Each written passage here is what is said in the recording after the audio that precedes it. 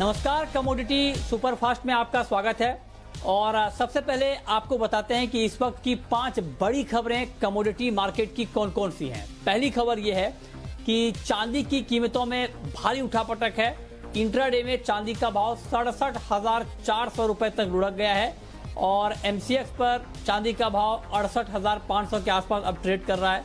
गिरावट के बाद थोड़ा सा ऊपर आया है, लेकिन चांदी में अभी भी करीब 1300 से 1400 रुपए तक की गिरावट दिख रही है।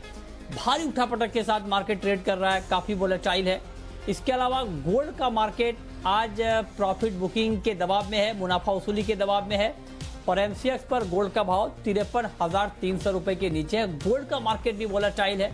कल भी हमने भारी उठापटक का माहौल बनता हुआ देखा था और आज जो मार्केट की नजर है वो यूएस फेड के जो बैठक हुई है उसके मिनट्स पर है कि क्या बातें कही जाती हैं इसमें, उस पर मार्केट की नजरें टिकी हुई हैं।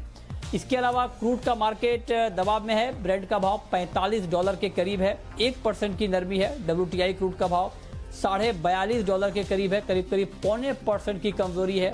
और अमेरिका चीन के बीच ट्रेड टेंशन लगातार बना हुआ है, उसका इंपैक्ट भी हमने प्राइस के ऊपर देखा है। इसके अलावा नेचुरल गैस की कीमतों में तेजी जारी है। एमसीएक्स पर भाव 181 रुपए के करीब है। हफ्ते भर में ही 13% से ज्यादा दाम बढ़ गए हैं और घरेलू बाजार में 1.5% तक की तेजी दिख रही है। यूरोप से एलएनजी एक्सपोर्ट में रिकवरी आई है। इसके अलावा मेटल को देखें तो बेस मेटल में आज भी तेजी है। बेस मेटल में लगातार तीसरे दिन तेजी का रुख है। कॉपर 1.5% मजबूत है, 530 के ऊपर है। जिंक लेड में भी 1% तक की तेजी है। एल्युमिनियम करीब 0.25% मजबूत है, 147 रुपए के करीब ट्रेड कर रहा है। तो ये 5 खबरें इस वक्त की। इन 5 खबरों के बाद अब बात करते हैं 5 ट्रेडिंग कॉल्स की और ये बताने के लिए हमारे साथ अमित सजेजा हैं मोतीलाल ओसवाल के। अमित जी, बहुत बहुत स्वागत है आपका। गोल्ड से शुरुआत कर लेते हैं। गोल्ड में गिरावट तो है, लेकिन क्या ये गिरावट अभी और बढ़ सकती है और आज के लिए क्या ट्रेड लिया जाए? जी नमस्कार मृत्युंजय जी। देखिए, कल हमने काफी भारी उठापटक देखी है क्योंकि पिछले हफ्ते से जो मुनाफा वसूली हावी हुई है गोल्ड में, तो हम शॉर्ट टर्म ट्रेडर्स को देख रहे हैं कि उन्हें बाजार समझ नहीं आ रहा है कि किस साइड जाना है। लेकिन ये जो दौर है ये बहुत नॉर्मल होता है। बहुत बड़ी मूव के बाद में कंसोलिडेशन जरूरी होता है बाजार में। तो ये कंसोलिडेशन का दौर है जो आने वाले हो सकता है 2 या 3 हफ्तों तक जारी रहेगा। प्योरली इंट्राडे की बात करें तो मुझे लगता है कि जिस तरह से अभी कुछ देर पहले हमने 53,500 तक दाम जाते हुए देखे गोल्ड के, उस हिसाब से मुझे लगता है कि 53,600 से 700 तक अगर जाएं तो वहां पर मुझे लगता नहीं है सस्टेन होगा। वहां से फिर एक गिरावट का दौर हमें देखने मिलेगा। तो मैं सेल ऑन रैलीज की सलाह दूंगा। इमीडिएट सपोर्ट 52,900 का है जो ऑलरेडी सुबह लगा चुका है, हो सकता है वो भी तोड़ दे और एक्सट्रीम केस में 52,600 तक जो दाम है वो जा सकते हैं। तो सेलिंग ऑन रैलीज की स्ट्रेटेजी गोल्ड में अपनानी चाहिए शॉर्ट टर्म बेसिस। अच्छा, तो आप करें कि 53,600 तक के आसपास का भाव दिखे तो आप बेचें और तेजी पर बिकवाली की ही राय आपकी गोल्ड में आ रही है, ठीक है। और चांदी में क्या करें? चांदी का मार्केट तो बहुत वोलेटाइल है, क्या यहां पर कुछ ट्रेड लिया जाए? जी देखिए, करंट मार्केट पे हमने देखा है कि 67,500 से 68,000 में सुबह भी एक या दो बार अटेम्प्ट कर चुका है बाजार ऊपर चढ़ने के लिए प्राइजेस का, लेकिन सस्टेन नहीं हो पा रहा है। तो मुझे लगता है एक बार और एक स्पाइक आ सकती है 69,000 तक, यानी 69,000 से 69,200 तक। लेकिन मैं बाय करने के बजाय उस रैली पे बिकवाली की सलाह देना चाहूंगा क्योंकि ओवरऑल 71,000 का एक अच्छा रेजिस्टेंस है जो पिछले 2 या 3 सेशंस में निकालने में बाजार सक्षम नहीं रहा है। शॉर्ट टर्म स्टॉप लॉस जो होगा वो 69,800 का होगा और टारगेट 67,400। और यदि वो भी टूट जाता है तो हो सकता है कि हम लगभग 66,200 के लेवल्स तक, 66,200 इस लेवल तक भी जा सकेंगे नीचे। ठीक बात है। तो ये राय आपकी चांदी पर है। क्रूड का मार्केट अभी आपको कैसा लग रहा है? क्या कच्चे तेल में इस लेवल पर बाइंग करने में कोई रिस्क है या आपको लगता है कि गिरावट की गुंजाइश चूंकि बहुत ज्यादा नहीं है और बहुत बड़ी तेजी भी संभव नहीं है, लेकिन एक छोटे दायरे के लिए बाइंग कर सकते हैं? क्या व्यू है आपका क्रूड में? जी देखिए, अगर हम सितंबर फ्यूचर्स देखें तो कहीं ना कहीं 3,240-50 पे एक हाईज लगा चुका है और जो बॉटम हो रहे हैं वो कहीं ना कहीं 3100 के रीजन के हैं। जो फिलहाल शॉर्ट टर्म बायस है वो ऊपर की तरफ ज्यादा लग रहा है। हमने पिछले सक्सेसिवली 2 या 3 हफ्तों से इन्वेंट्री में काफी भारी गिरावट देखी है, तो हो सकता है इसके चलते हम क्रूड में आज एक स्पाइक देख पाए। 3170 का एक स्तर है जो इमीडिएट सपोर्ट है वहां पर, इसलिए मैं खरीदारी की सलाह देना चाहूंगा। हालांकि इमीडिएट अपसाइड जो होगा वो लिमिटेड होगा 3250 का। ठीक है, कॉपर का मार्केट आपको अभी कैसा लग रहा है? जी, कॉपर मेरे हिसाब से one of the best metals है।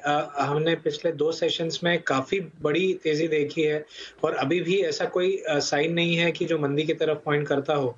तो मेरे हिसाब से 528 529 के सपोर्ट होने चाहिए। जब तक उसके ऊपर है तब तक बाइंग करने में कोई दिक्कत नहीं है। वहां पर जरूर आ सकती है प्राइस, लेकिन वहां से फिर हो सकता है एक उछाल देखने मिलेगा। 534 का शॉर्ट टर्म टारगेट देख सकते हैं और पोजिशनल पर्सपेक्टिव मुझे लगता है कि 540 का लक्ष्य लेके भी चलना चाहिए। तो कॉपर में मैं काफी ज्यादा तेजी एक्सपेक्ट कर रहा हूँ आगे आने वाले समय में। ठीक है, और निकल में? जी देखिए, सिमिलरली निकल भी हमने देखा है कि कहीं ना कहीं चाइनीज बाइंग जो है सारे ही बेस मेटल्स को सपोर्ट कर पा रही है। जो हमने दाम देखे थे 2 या 3 महीने पहले, उन्होंने काफी अच्छी बाइंग की है वहां पर। जैसे उनके रिफाइंड इंपोर्ट्स जो मेटल्स के हैं या फिर कॉन्सेंट्रेट इंपोर्ट से पता चलता है। तो मुझे लगता है कि ये चीज जिंक, निकल, कॉपर सारे ही बेस मेटल्स को कहीं ना कहीं ऊपरी स्तरों पर रखने में कामयाब होगी। निकल में स्पेसिफिकली बात करूं तो मुझे लगता है कि 1135 तक के लक्ष्य हमें 1 से 2 दिन में हासिल होते हुए दिख सकते। अच्छा, ठीक है। अब इसके अलावा नेचुरल गैस का मार्केट आपको कैसा लग रहा है? जी, देखिए, जो नेचुरल गैस की साइकिल थी एक तरह से कि जब हम विंटर में देखते थे कि दाम बढ़ते हैं और जनरली ये एक लीन पीरियड रहता था। अब हमने देखा है कि समर मंथ्स में पिछले 2 सालों से एसी डिमांड के लिए काफी उठापटक हो रही है नेचुरल गैस में, और इनफैक्ट तेजी ही जनरली देखने मिलती है इस दौरान। तो यही दौर अभी भी रहेगा, मुझे लगता है यही रुझान रहेगा अपसाइड का। 175 173 के मेजर सपोर्ट्स हैं, जब तक इनके ऊपर हैं तब तक बाय ऑन डिप्स का ही एक रुझान रहेगा। और अपसाइड में मुझे लगता है पोजिशनली 191 का नेक्स्ट टारगेट लेके चल सकते हैं। इंट्राडे बेसिस 180 का सपोर्ट है, वहां पर मिलता है, डेफिनेटली बाय कीजिए 177 के स्टॉप के साथ, और 185 का टारगेट लेके चला जा सकता है। ठीक है, तो ये 5 कॉल जहां पर आप ट्रेड कर सकते हैं। लेकिन अब शुरू करते हैं सवाल और जवाब, और पहला सवाल है चौथा राम का, जोधपुर से है हमारे साथ। पूछिए चौथा राम जी। साहब, ग्वारगम आज तेजी में रहेगा या मंदी में रहेगा, और कल के लिए क्या होगा? ये आपने महत्वपूर्ण सवाल पूछा है। ग्वारगम का भाव इस वक्त करीब 100 रुपए ऊपर है और 6540 ये ग्वारगम का ताजा भाव है, ट्रेड कर रहा है। बताइए अमित जी, ये तेजी और बढ़ सकती है क्या ग्वार में? जी बिल्कुल, मुझे लगता है कि ये तेजी बढ़ सकती है। 6800 के इमीडिएट लक्ष्य को लेके चला जा सकता है, जो 2 या 3 दिनों में हासिल हो जाएगा। लेकिन पोजिशनली 7000 के स्तर भी जो है एक बार बाजार क्रॉस कर सकता है, तो 7100 का पोजिशनल टारगेट लेके चल सकता है। अच्छा, तो 7100 का पोजिशनल टारगेट, और आप कह रहे हैं कि इस हफ्ते 6800 के ऊपर ग्वारगम का भाव जा सकता है। अभी मार्केट है 6500 के आसपास या 550 के आसपास आप मानकर चल सकते हैं। मतलब आपके हिसाब से 250 रुपए तक की तेजी ग्वारगम में अभी दिख सकती है। और ग्वार सीड में अमित जी? जी देखिए, सिमिलरली ग्वार सीड में भी मुझे लगता है कि जो प्राइस है वो 4400 के एक पोजिशनल लक्ष्य को छू सकती है। मार्केट पे भी बिल्कुल बाय किया जा सकता है। इसके स्टॉप जो होंगे वो 4100 के रीजन में लगाए जा सकते हैं, और 4400 का एक इमीडिएट लक्ष्य हासिल करने में प्राइस जो है वो कामयाब हो सकता है। ठीक है, नरेंद्र है अगला सवाल, नरेंद्र का है जोधपुर से। पूछिए नरेंद्र जी।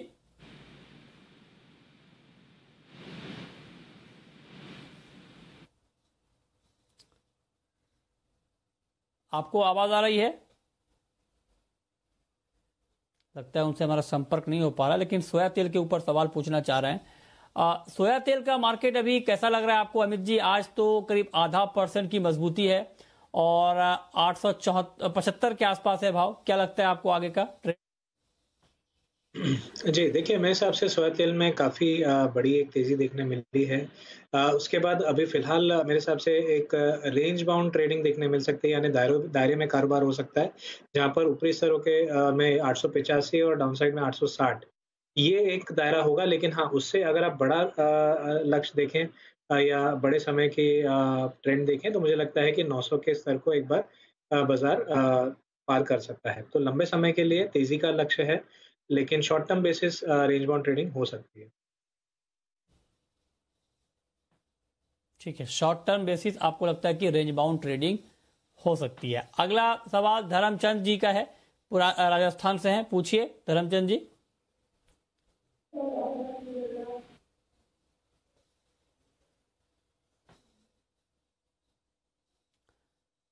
सुन रहे हैं आप धर्मचंद जी? आवाज आ रही है आपको?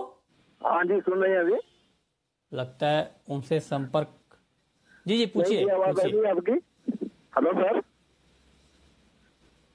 हेलो, आवाज आ रही है, पूछिए सवाल सर।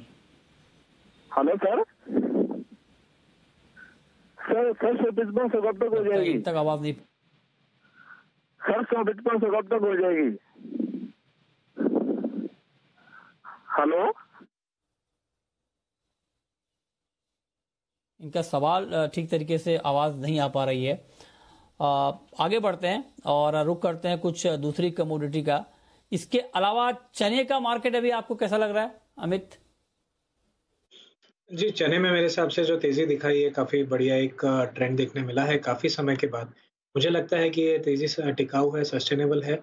अपसाइड में हो सकता है हमें इमीडिएट बेसिस तो 4400 के करीब एक रेजिस्टेंस दिख रहा है, लेकिन मुझे लगता है इवेंचुअली ये पार हो जाएगा और आगे आने वाले समय में हम 4600 से 4650 इस स्तर को भी पोजिशनली देख पाएँगे।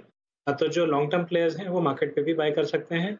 शॉर्ट टर्म में एंट्री के लिए 4310, 4320 के अगर लेवल दिखते हैं, तो और बेहतर एंट्री हमें देखने मिलेगी। ठीक है, त्रिलोक हैं हमारे साथ, पूछिए त्रिलोक जी। सर गोल्ड के लिए क्या करें, प्योरली इंट्राडे के लिए आज? अच्छा, इंट्राडे के लिए प्योरली आप जानना चाहते हैं। बिल्कुल, करंट मार्केट प्राइस पर गोल्ड में क्या सुझाव होगा इंट्राडे के लिए आपका अमित जी? जी, देखिए क्योंकि बाज़ार कंसोलिडेशन फ़ेज़ में है, तो मुझे लगता है कि दोनों साइड ट्रेड हो सकता है। शॉर्ट टर्म ट्रेंड के साथ अगर चला जाए, तो मुझे लगता है कि ऊपरी स्तरों पे बिकवाली करनी चाहिए, लेकिन बहुत ही इमीडिएट अगर आप मूव देखना चाहते हैं, तो यहाँ से आप एक बार छोटे से स्टॉप के साथ यानी 53,000 के स्टॉप के साथ बाय कर सकते हैं। हो सकता है हमें शाम तक 53,600 से 700 के दाम मिल जाए, वहाँ पर दोबारा जो है बिकवाली की जा सकती है। ठीक है, तो ये रहा है आपकी इंट्राडे में गोल्ड के लिए। चलिए आगे बढ़ते हैं, कुछ और कमोडिटी की बात करते हैं। एल्युमिनियम में कुछ है क्या पोटेंशियल अभी ट्रेड का अमित जी? देखिए बिल्कुल सारे बेस मेटल्स में हमने देखा है कि उछाल आ रहा है और कंसिस्टेंटली तेजी आ रही है। तो सिमिलरली हम एल्यूमिनियम में भी देख रहे हैं कि नई ऊंचाइयां बन रही हैं। हालांकि पिछले हाईज जो थे 148 के आसपास थे। अगर ये निकल जाता है तो हो सकता है कि 152 से 153 तक एक्सटेंड हो जाए।